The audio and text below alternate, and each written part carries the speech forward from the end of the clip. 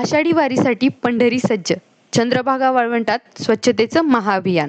पालकमंत्री जयकुमार गोरे यांची पाहणी. वारकऱ्यांसाठी मोठा निर्णय. आषाढी एकादशीच्या पार्श्वभूमीवर विठुरायाच्या दर्शनासाठी येणाऱ्या लाखो वारकऱ्यांच्या स्वागतासाठी पंढरपूर प्रशासन पूर्ण ताकदीने कामाला लागले आहे. चंद्रभागा वाळवंटात स्वच्छतेचे महाअभियान हाती घेण्यात आले असून भाविकांना स्वच्छ, सुरक्षित आणि सुविधायुक्त वातावरण मिळावे यासाठी युद्धपातळीवर तयारी सुरू आहे. याच अनुषंगाने सोलापूर जिल्ह्याचे पालकमंत्री जयकुमार गोरे, मंगळवेढा पंढरपूरचे आमदार समाधान आवताडे, जिल्हाधिकारी एस कार्तिकेयन, सोलापूरचे पोलीस अधीक्षक अतुल कुलकर्णी, पंढरपूर शहर पोलीस अधिकारी तसेच वरिष्ठ प्रशासकीय अधिकाऱ्यांनी चंद्रभागा वाळवंटाची प्रत्यक्ष पाहणी करून असलेल्या कामांचा आढावा घेतला. विशेषतः महिला वारकरी माऊलींना कोणत्याही प्रकारची अडचण येऊ नये तसेच स्वच्छता, पिण्याचे पाणी, शौचालये, सुरक्षा आणि इतर आवश्यक सुविधा प्रभावीपणे उपलब्ध करून देण्याच्या सूचना प्रशासनाला देण्यात आल्या आहेत. चंद्रभागा परिसर स्वच्छ ठेवण्यासाठीही विशेष नियोजन करण्यात आले आहे. आषाढी वारीच्या तयारीबाबत पालकमंत्री जयकुमार गोरे यांनी नेमकी काय भूमिका मांडली? प्रशासनाने कोणते महत्त्वाचे निर्णय घेतले? वारकऱ्यांसाठी कोणत्या सुविधा उपलब्ध होणार? पहा संपूर्ण आणि सविस्तर बातमी HD न्यूज मराठीवर. तशाच ताज्या बातम्यांसाठी HD न्यूज मराठीला सबस्क्राईब करा. वाळवंटाची स्वच्छता सुरू आहे. काय वारीच्या अनुषंगानं थोडा खाली स्वच्छ पंढरपूर, स्वच्छ वारी, निर्मल वारी आणि आनंददायी वारी अशा पद्धतीचा संकल्प करून माननीय मुख्यमंत्री मोदयांच्या नेतृत्वाखाली शासन आणि प्रशासन हातात हात घालून काम करते. आम्ही वारी मार्ग तर पालखी मार्गावर आपलं पालखी तळावरच्या सगळ्या व्यवस्था आम्ही आता उभ्या केलेल्या आहेत. त्याची पाहणी चालू आहे, त्याची व्यवस्था उभ्या करतो आणि एका बाजूला पालखीच्या स्वागताची सगळी तयारी होत असताना पंढरपूर शहराला आजपर्यंत स्वच्छतेच्या बाबतीत ज्या पद्धतीनं हिनवलं जायचं इथल्या सगळ्या व्यवस्थेला, आम्ही पाठीमागच्या वर्षापासून स्वच्छ पंढरपूर आणि अगदी वाळवंट, स्वच्छ वाळवंट इथला जो लोकांच्या भक्तिभावाच्या ज्या भावना आहेत त्या भावनांना इथं मोकळ्या मनानं स्वच्छ वाळवंटामध्ये त्यांना पूजा करता येईल अशा पद्धतीची परिस्थिती आज निर्माण होताना पण दिसते. आम्ही वाळवंट स्वच्छ करतोय. काल माननीय कलेक्टर महोदय, CEO आणि त्यांचे सगळे सहकारी यांनी स्वतः याच्यामध्ये खूप मेहनत घेतलेली आहे. आज आपण बघताय की सातत्यानं इथलं अतिक्रमण काढलं, इथल्या वाळवंटाचा स्वच्छतेचा विषय आहे तोही वेगानं चालू आहे. वारी किंवा आषाढीचा दिवस जरी लांब असला तरीसुद्धा त्याची पूर्वतयारी खूप वेगानं या ठिकाणी आम्ही करतोय आणि त्यासाठी लागणाऱ्या सगळ्या यंत्रणा, व्यवस्था आम्ही उभ्या केलेल्या आहेत. आणि खऱ्या अर्थानं आपण पाहतो की आलेला प्रत्येक वारकरी चंद्रभागेचं दर्शन घ्यायला येतो आणि इथं दर्शन घ्यायला आल्यानंतर ज्या भक्तिभावानं इथं येतो, इथं आल्यानंतर तेवढ्याच भक्तिभावानं त्याला चंद्रभागेचं दर्शन घेता यावं, चंद्रभागेमध्ये स्नान करता यावं आणि आपण जो पारंपरिक पद्धतीनं वाळवंटामध्ये पूजा अर्चेचा विषय असतो तो तेवढ्याच भक्तिभावानं करता यावा म्हणून आज सगळा परिसर स्वच्छ असावा अशा पद्धतीची भावना जशी वारकऱ्यांची आहे तशीच आमच्या सगळ्यांची आहे. आणि त्या अनुषंगानं आम्ही स्वच्छतेचा ड्राईव्ह फक्त वाळवंटच नाही पण अख्ख्या शहरामध्ये, जे शहर आम्ही 24 विभागामध्ये डिवाईड केलेलं आहे, त्या ठिकाणी वेगवेगळ्या यंत्रणा, स्थायी स्वरूपाच्या यंत्रणा आम्ही 1 महिनाभर स्वच्छतेसाठी आम्ही लावतोय. वाळवंटाचाही हा जो भाग आहे तो आम्ही डिवाईड करून देऊन त्या ठिकाणी स्वच्छतेच्या अनुषंगाने लोकांच्या नेमणुका करतोय. अगदी इथं प्लास्टिक मुक्त करावं अशाही पद्धतीचा विचार पुढं आलेला आहे. काही संदर्भात आम्ही विचार करू, परंतु इथं वाळवंट स्वच्छ राहिलं पाहिजे म्हणून सगळ्या व्यवस्था आम्ही उभ्या करू. उजनीतून पाणी सुटेल, वारीच्या अगोदर या ठिकाणी पाणी येईल साधारण 10 तारखेच्या आसपास पाणी सोडण्याचा विचार या ठिकाणी आपण करतोय. शासनाला तशी परवानगी मागितलेली आहे. प्रचंड दुष्काळाची परिस्थिती असली तरीसुद्धा आपण वारीच्या अनुषंगानं काही पाणी आरक्षित करत असतो आणि ते पाणी आपण या ठिकाणी सोडणार आहे की जे आषाढीच्या अगोदर 2-3 दिवस या ठिकाणी पाणी पोचेल अशी व्यवस्था आपण करतो. प्लास्टिक मुक्त वाळवंट आपण चांगली संकल्पना राबवतात, तर त्यासाठी काय नियोजन किंवा किती डस्टबिन आपण वाळवंट कशा पद्धतीचे नाही, आपण आता डस्टबिन नाही, मोठ्या कचरा कुंड्या आपल्याला ठेवायला लागतील आणि त्या आपण साधारण काही अंतर ठेवून आता त्याचं आत्ताच आमची चर्चा झाली आणि सन्माननीय नगरपालिकेचे CEO आहेत, आमचे CEO आहेत, कलेक्टर आहेत, यांना आम्ही सांगितलं की आता या वाळवंटाचा एक 6-7 विभाग करून प्रत्येक विभागाच्या स्वच्छतेची जबाबदारी एका वेगळ्या टीमकडे देणं आणि त्या ठिकाणी मोठं डस्टबिन त्या ठिकाणी असणं अशा पद्धतीची व्यवस्था आपण करतो. त्यामुळं आजपासूनच कालपासूनच आम्ही वाळवंटाच्या स्वच्छतेचा विषय हातात घेतला आहे. त्यासोबत आम्ही पंढरपूर शहरसुद्धा स्वच्छ करण्याचा निर्णय घेतला आहे आणि त्या अनुषंगाने काम चालू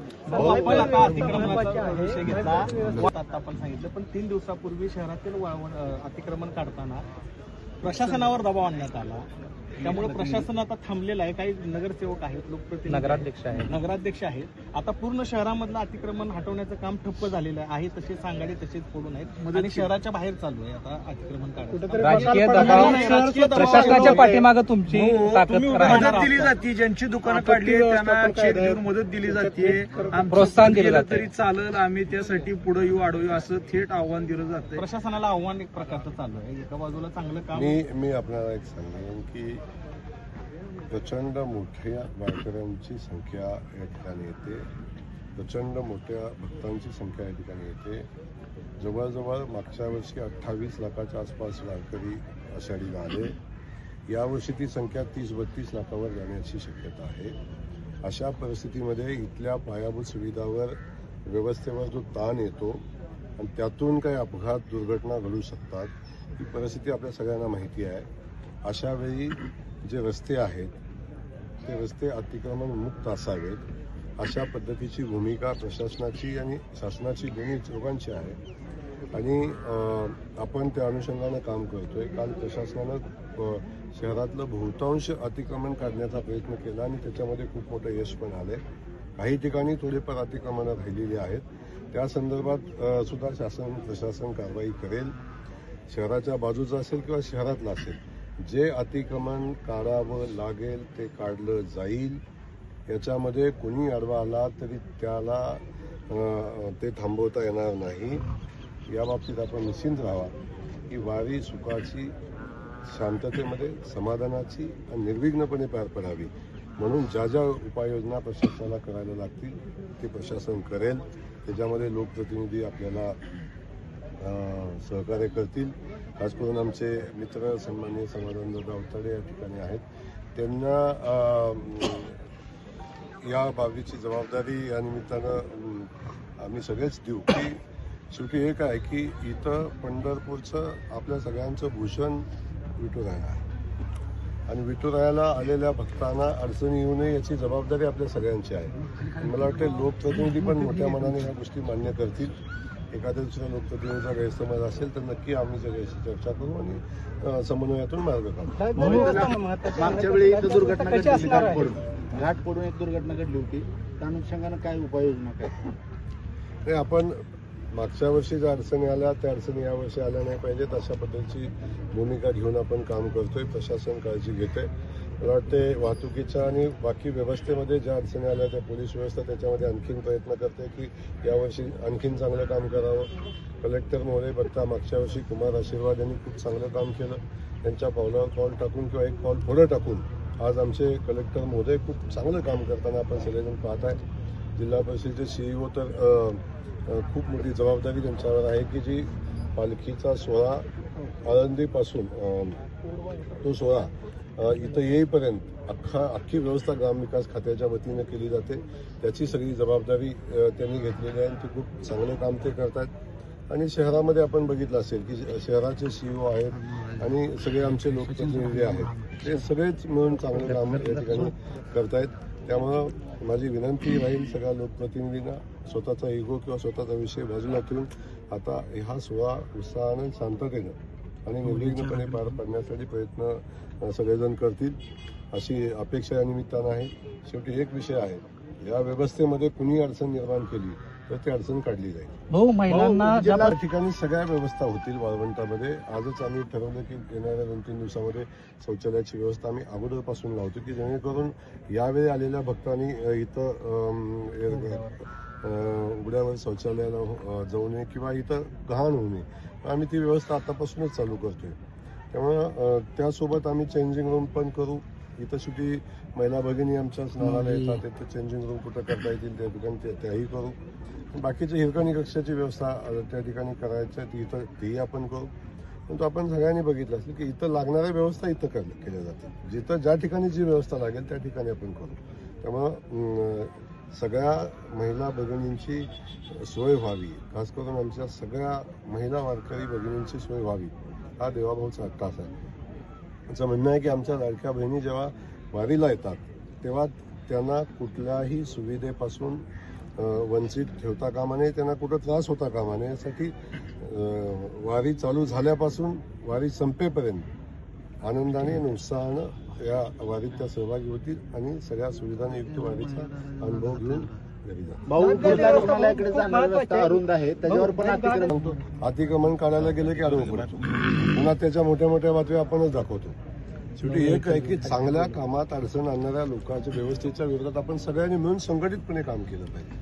आणि तेच आपण बघितलं या ठिकाणी लाईफगार्डची व्यवस्था जी आपल्याला करायची त्याची व्यवस्था करणं आपल्याला गरजेचं आहे. कलेक्टर महोदय त्या निमित्तानं ती व्यवस्था करतायत आणि वारी चालू व्हायच्या अगोदर ती व्यवस्था चालू होईल आणि वारी संपल्यानंतर सुद्धा जोपर्यंत या ठिकाणी भाविकांची संख्या अधिकची आहे तोपर्यंत ती चालू होईल. 12 महिने चालू झाली पाहिजे. शिवाजी चौकामध्ये अतिक्रमण आहे, तिथं गर्द पार्किंग आहे. व्हीआयपी तिथं गाड्या लावतात आणि मंदिराकडे जातात. शिवाजी चौकात त्या ठिकाणी आपण बघितलं असेल गाड्या आहेत, आमचा त्यांना कधी विरोध नाही.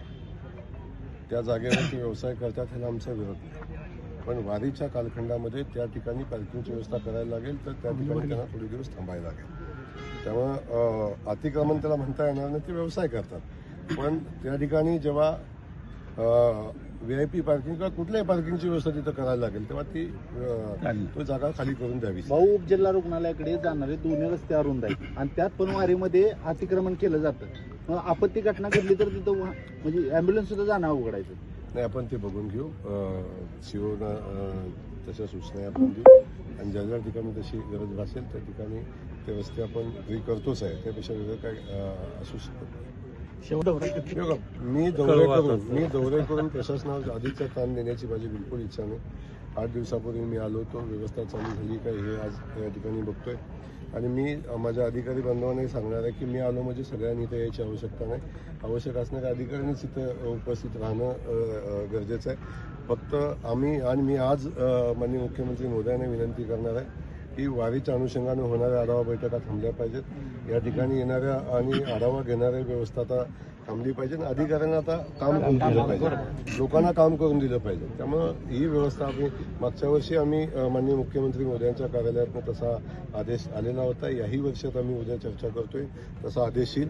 त्यामुळं अधिकारी असतील कर्मचारी असतील त्यांना काम करू देणं हे आवश्यक आहे. येऊन आढावा बैठका घेणं आणि बाकी सगळ्या गोष्टी घेणं आता त्याच्या पुढं आपण गेलेलो आहे. मुख्यमंत्री मोदयांच्या 2 बैठका झाल्या, पालकमंत्री मोदयांच्या बैठका झाल्या, आरोग्यमंत्र्यांच्या बैठका झाल्या. आता बैठकापेक्षा प्रत्यक्षात काम महत्वाचं आहे.